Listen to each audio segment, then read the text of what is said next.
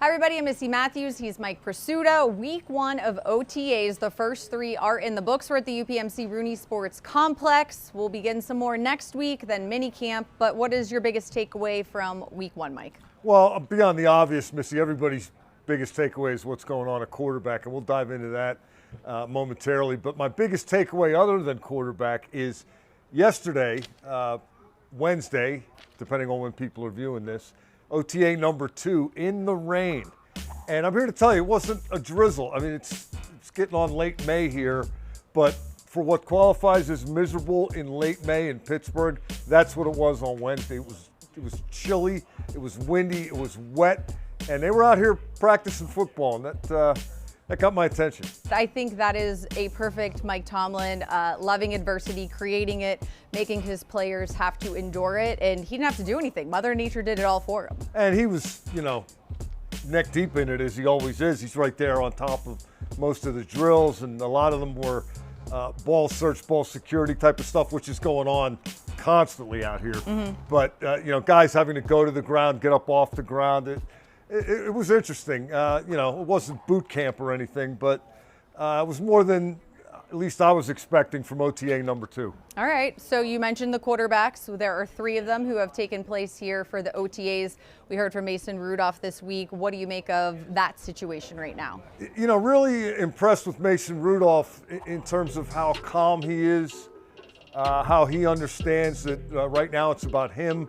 And he can't do anything about what it's about other than him. Mm-hmm. And, maybe Aaron Rodgers is coming, maybe he isn't. But right now, Mason Rudolph is QB1. He was asked about the Rodgers thing and is it distracting? And he mentioned that he's had, as he put it, noise his entire career. And all you can do is drown it out, take care of what you can take care of, control what you can control. And I just really like the way he's handled himself. It has reminded me of the end of the 2023 season. Did he not just kind of seamlessly step in? Absolutely, win some games. It had been a while since we saw him get an extended look at it, and he just took over like he'd been doing it all along. And he's been fun to watch out here, no question. Well, I think, too, the second that he did sign with the Steelers coming back, he said maybe happened a little sooner than he thought, but never thought this wouldn't be an option. He was here in Pittsburgh working with guys. He's worked with DK Metcalf, who wasn't necessarily here for OTAs, but has been around the facility since signing with the Steelers in free agency. So Mason has really taken on that role, but I also think,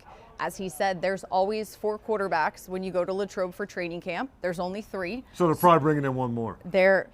If math is correct, yes. So it kind of is what it is at this point. Yeah, and he also really seems to, there's a familiarity, obviously, that's a big advantage in him coming back. Not everything is the same, just as obviously, but Mason Rudolph really seems to perceive his game and what Arthur Smith, the offensive coordinator, wants from the QB position as a good fit. And I'll be curious to see how that plays out, particularly, there's going to be an emphasis on running the ball. And now you have a talent such as DK Metcalf to really invigorate that passing game. It's going to be fun to chart.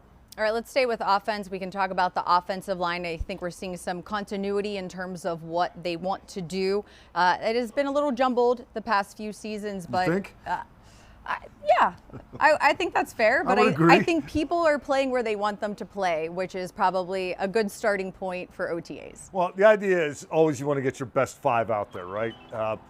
As luck would have it, heading into this season, the best 5, at least as they take their first couple of steps here, the best 5 includes Broderick Jones on the left side, where he played in college, where General Manager Omar Khan has said they drafted him to play, and Troy Fautano on the right side. Now, Fautano was making great strides on the right side last year, gets hurt, misses all but 55 snaps of the season. Broderick Jones plays a lot on the right, as he had as a rookie. Now he's back on the left, and he's spoken this week about transitioning and kind of the mental gymnastics he has to go through to make sure he's going the right way and how the plays can flip. And you got to know what side you're on. Go figure, right? But I think it's big spring for Broderick Jones. It's going to be a big training camp for Broderick Jones. It's going to be a big season for Broderick Jones. Some of the good news so far is Broderick is perceiving these OTAs as a great opportunity to really jumpstart the transition back to left tackle. And as he said the other day, Missy, I asked him, is he confident after what last year could maybe be perceived as a little step back. He said the confidence is always high. All right. So that's good. And probably whoever ends up at quarterback wants to hear that he's confident as well. Also good was Zach Frazier and Mason McCormick going into their second year on the offensive line, but their draft mate, Roman Wilson, somebody we didn't see very much last season. 5 snaps last year in one game. And it was an unlucky year. It was an unfortunate year. But he took it as a growth experience kind of year.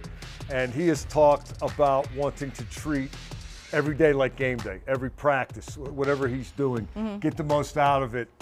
Make sure you have questions for the coaches after the Steelers have a film session or a practice. Just really try to make sure he's all in all the time. And another thing that Wilson talked about was eyeing up DK Metcalf so far during phase 1 and phase 2 of this offseason, and seeing how a pro goes about his business and a guy who's been as successful as Metcalf goes about his business. If you wanted to make a list of the Steelers, they're really hoping to take major strides forward this coming season. Broderick Jones and Roman Wilson are going to be near the top of that list. Absolutely. All right. Something quick on defense, a little fun, but we've seen the defensive backs working with tennis balls post-practice, and Deshaun Elliott talked about that this week. Yeah, it's interesting. They led the NFL in turnovers last year, the turnovers generated, tied with Minnesota, but they want more. They always want more. Ball searching, ball seeking. So as Deshaun Elliott explained it to me, Missy, they started doing this last year, Minkah Fitzpatrick and a couple other guys. You get a guy kind of in a crouch position and somebody behind him tosses a tennis ball to his left or his right, and you got to turn around and catch it, right? It's got to be quick reacting, hand-eye coordination kind of thing.